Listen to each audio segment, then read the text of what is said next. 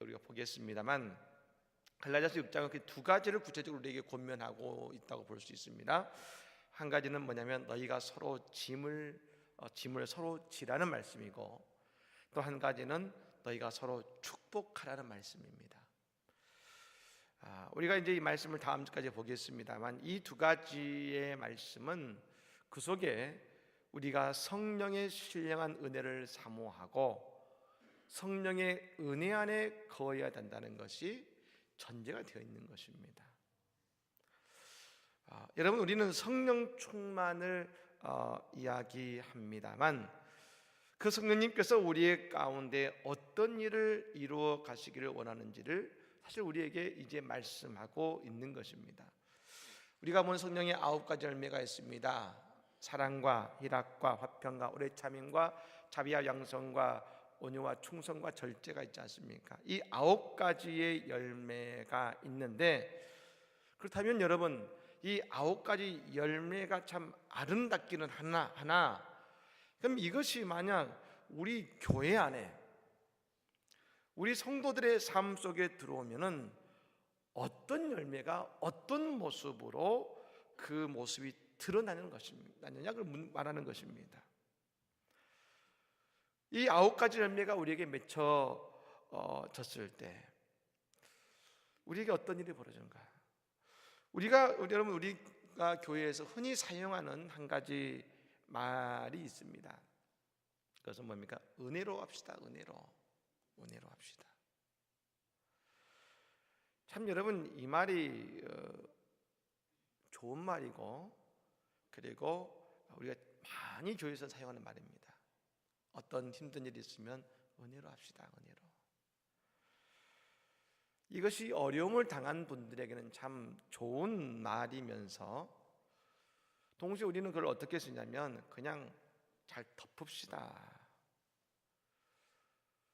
여러분, 이 말이 어떻게 보면 좋은 말임과 동시에 가슴 아픈 말이 되기도 합니다. 그런데 여러분, 그렇다면 이 은혜로 합시다는 말을 우리 가운데, 우리 삶 속에는 그러면 그 말이 어떤 의미를 지니고 있는가? 오늘 우리가 읽은 이 본문 속에 사실 이 은혜로 합시다라는 말의 구체적인 말이 녹아 있는 것입니다. 오늘 본문에 이렇게 말씀을 시작합니다. 한번 따라해볼까요? 형제들아. 이게 바울이 시작하는 말이죠. 이 말에서 우리는 먼저 우리가 성령을 받았을 때 우리에게 이루어지는 한 가지의 현상을 말해줍니다. 우리는 다 형제 자매가 된다는 사실입니다. 우리가 다시 말하면 이것은 서로 앞에서 낮아지게 된다는 것입니다.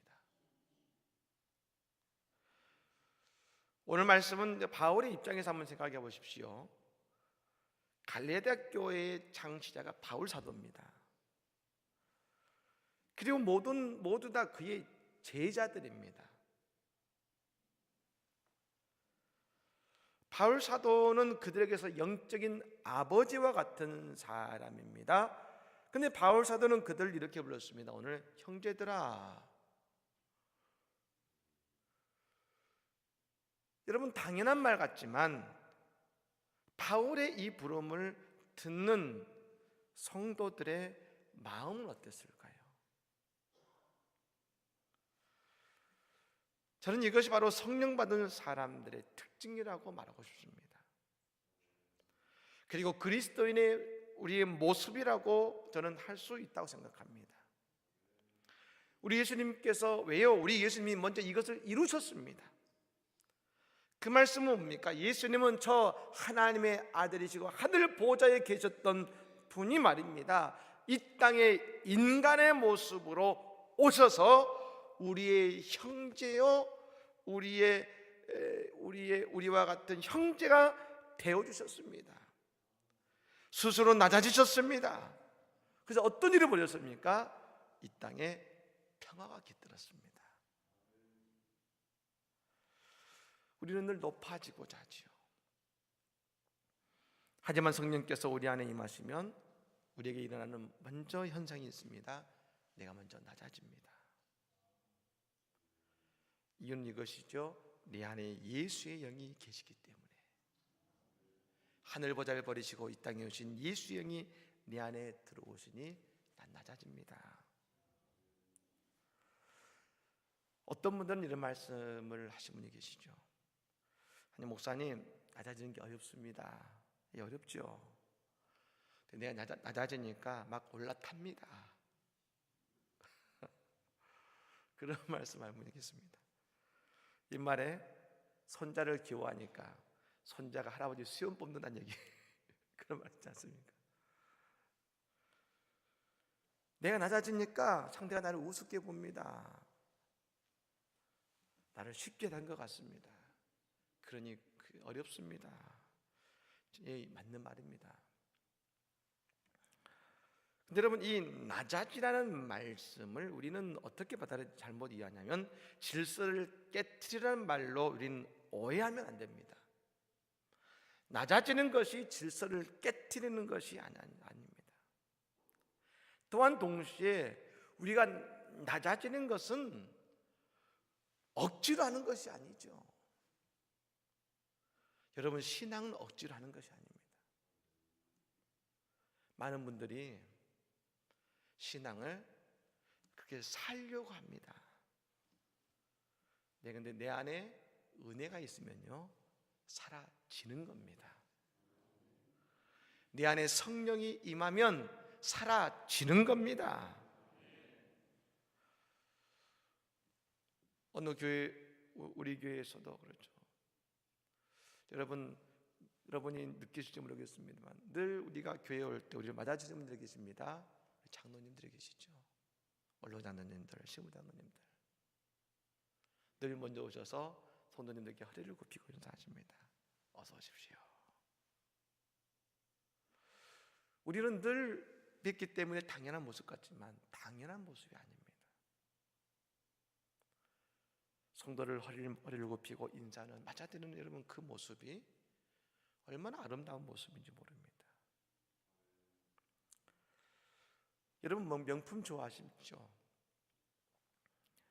언제가 여러분, 제가 홈쇼핑에서 명품을 주로 판매하는 한 여성셀러가 하는 그런 말을 기억합니다. 자신도 처음에는 명품을 좀 좋아했다는 것이죠. 자신을 꾸미려고 노력을 했다는 겁니다. 그래야 내가 있어 보이고 높아지는 것 같이 생각했는데, 그런 나중에 보니까 내가 명품이 되면 더 이상 명품에 연연하지 않게 되고 말입니다. 나에게 맞는 것을 찾아서 사용하게 되더라는 겁니다. 명품 나를 꾸미는 것이 아니라 내가 명품이 되면 되는 것이죠. 여러분, 바울 사도가 갈리아대 교인들에게 형제라 불렀습니다. 메시지 성경에 보면 이렇게 말합니다. 이 말을 친구 여러분 이렇게 합니다. 친구 여러분. 이것이 되는 이유가 있습니다.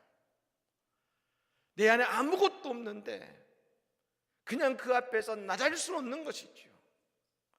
오늘 바울사가 그들에게 형제들이라고 부를 수 있는 이유는 한 가지입니다. 바울 사도 안에 내가 당신들보다 높은 지위에 있고 내가 로마인이고 이런 것이 중요한 것이 아니라 내 안에 성령이 있기 때문에, 예수의 영이 있기 때문에, 전능하신 하나님의 아들의 영이 우리 안에 들어오면 말입니다, 우리가 세상에서 가장 고귀한 가치인 성령을 우리 안에 품고 있으니 우리는 나를 낮춘 것 같지만 우리에게는 성령께서 우리를 높여주시는 은혜를 누리게 되니 말입니다.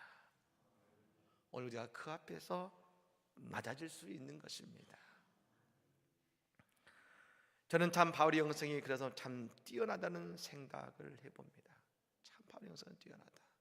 여러분, 우리도 오늘 이 바울의 영성, 성령이 늘 충만한 성도의 삶을 살아가기를 여러분 간절히 부탁을 드립니다.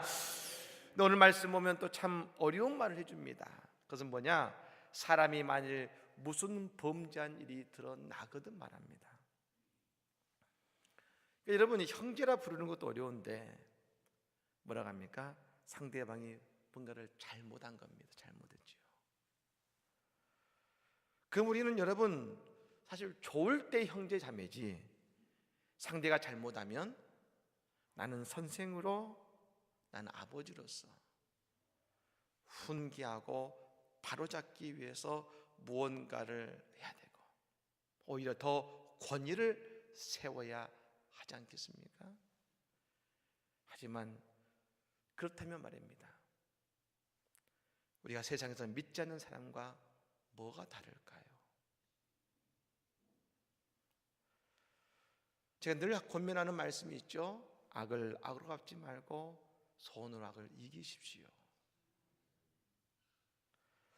오늘 바울 사도가 말합니다. 신령한 너희는이라고 합니다. 신령한 너희는. 여러분 공동 번역으로 이 말씀을 보았더니 이렇게 말합니다. 여러분은 성령의 지도를 따라 사는 사람이니라 했습니다. 우리는 성령의 사람으로 말입니다. 그래서 우리가 늘 성령이 충만하면, 그런 충만한 인생을 살아가는 성도가 되면 어떤 사람이 잘못을 저질렀을 때 우리의 대응하는 방법이 다르다는 것이죠. 어떻게 됩니까? 먼저 이렇게 합니다. 따라해 볼까요? 온유한 심령으로 그러한 자를 바로잡고.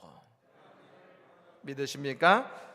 온유한 심령으로 상대를 바로 잡아주는 것이죠. 그래서 바로 잡아준다는 것은 여러분, 우리가 흔히 말씀 쓰는 말입니다만, 원래 바로 잡아준다는 것이 어부들이 사용하는 말입니다. 이 바로 잡아준다는 것은 고기를 잡을 때 쓰는 그물이 있지 않습니까? 그물이 오래 쓰면 물고기들이 그 안에서 있다 막 몸부림치다 보니까 그물이 낡기도 할 뿐더러 찢어집니다. 그러면 어부들이 다시금 그 그물을 확인하면서 찢어진 그물을 다시 그 그물을 여러분 이렇게 수선합니다. 그것이 뭡니까? 바로 잡는 겁니다. 그래서 여러분 다시 그물을 사용할 수 있게 만드는 겁니다. 바로 잡는다는 것은 뭡니까? 그 사람의 영적인 기능이 제대로 발휘하고 다시 하나님 앞에서 생산적인 삶을 살아갈 수 있도록 그 삶을 도와주는 것을 말하는 것입니다.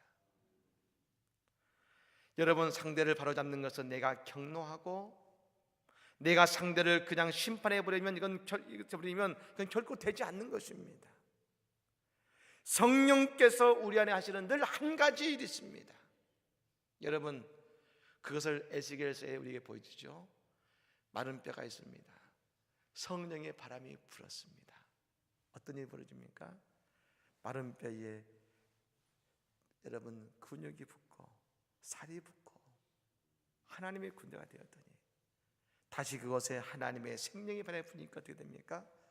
그 마른 뼈가 하나님의 군대가 되었지 않습니까? 성령의 바람이 불면 우리를 살리고 살아나게 하는 것입니다. 즉 우리가 그 잘못한 사람을 살리는 것은 힘으로 되는 것이 아닙니다. 그들이 굴복할지는 모르지만 살아나지는 않습니다. 온유함으로 사랑으로 안아줘야 되는 것이죠. 우리가 아이들을 양육할 때에 가끔 매를 때리는 경우가 있습니다. 그러면 아이들은 자신의 잘못을 알지만 매를 맞는 것에 대해 그 마음에 상처를 가지게 됩니다. 그래서 여러분, 매를 때리고 나서 꼭 그 아이를 안아주고 사랑한다는 말을 해줘야 됩니다. 그럼 그때 그 아이가 스스로 자신의 잘못을 인정하고 스스로 잘못을 하지 않겠다고 노력하게 됩니다. 여러분, 노력합니다. 또 잘못합니다. 하지만 노력하게 됩니다. 그때에 아이의 마음이 풀어집니다. 우리 안에 계신 성령은 우리의 마음을 녹이는 분 아닙니까? 우리의 마음을 녹이는 분이 성령입니다. 여러분, 그러므로 성령의 은사를 통해서 우리가 서로를 살리고 변화시키는 은혜를 누리시기를 주의 이름으로 축복합니다. 또 한 가지는 뭡니까? 상대의 잘못을 보았을 때 성도는 늘 그것을 타산지석으로 삼아야 한다는 것이죠. 우리 한번 따라해 볼까요? 너 자신을 살펴보며 너도 시험을 받을까 두려워하라. 예, 나는 무조건 괜찮아 이렇게 말하지 않습니다. 우리는 과거의 나의 모습, 이것이 나의 과거의 모습이었고, 나도 만일 성령이 충만하지 않으면 늘 그렇게 될 수밖에 될 수 있다는 사실을 알아야 됩니다. 구약 성경에서 강조하는 한 가지 말씀이 있습니다. 악인의 영통을 부러워하지 말고 악인이 망하는 것을 보고 기뻐하지 말라겠습니다. 악인의 영통을 부러워하지 말고 악인이 망하는 것을 보고 기뻐하지 말라. 우리는 상대를 정죄하는 사람이 되어서는 안 됩니다. 성도는 상대의 약함을 보고 늘 기도해 주는 사람이 되어야 됩니다. 기도하면 하나님 앞에서 내가 보이고, 나도 하나님께서 도와주시지 않고 하나님의 영이 없으면 언제든지 실수할 수 있다는 사실을 우리는 인정하게 되는 것이죠. 사랑하는 여러분, 그래서 우리가 깨어 기도해야 되는 것입니다. 그리고 상대를 위해서 기도해 줘야 되는 것입니다. 오늘 2절 말씀에 여러분 이렇게 말합니다. 우리 같이 한번 읽어볼까요? 2절 말씀을 읽겠습니다. 너희가 짐을 서로 지라. 그리하면 그리스도의 법을 성취하라. 아멘. 너희가 짐을 서로 지라. 그리하여 그리스도의 법을 성취하겠습니다. 우리가 상대를 위해서 기도의 짐을 져줘야 됩니다. 비난은 여러분 누구나 할 수 있고 정죄는 누구나 할 수 있습니다. 그것은 믿지 않는 사람도 합니다. 그러나 성도는 어떻습니까? 상대를 위해 기도의 짐을 져주는 사람이고 그 사람을 사랑으로 품어주는 사람인 것이죠. 그리스도의 법을 성취하겠습니다. 그리스도의 법이 뭡니까? 사랑입니다. 요한복음 13장 34절의 말씀에 새 계명을 너희에게 주노니 서로 사랑하라. 내가 너희를 사랑한 것 같이 너희도 서로 사랑하라. 예수님이 주신 계명이 뭡니까? 다시 한번 따라해 볼까요? 서로 사랑하라. 서로 사랑하라. 우리가 서로 사랑의 법을 성취될 줄로 믿습니다. 우리가 성령 받은 자로서 사랑을 성취하는 그런 복된 삶이 될 때 오늘 우리 안에 하나님의 은혜가 충만한 복된 삶과 우리의 모습이 될 줄로 믿습니다. 그런 우리의 삶과 우리 교회가 되기를 주 이름으로 간절히 축복합니다. 아멘.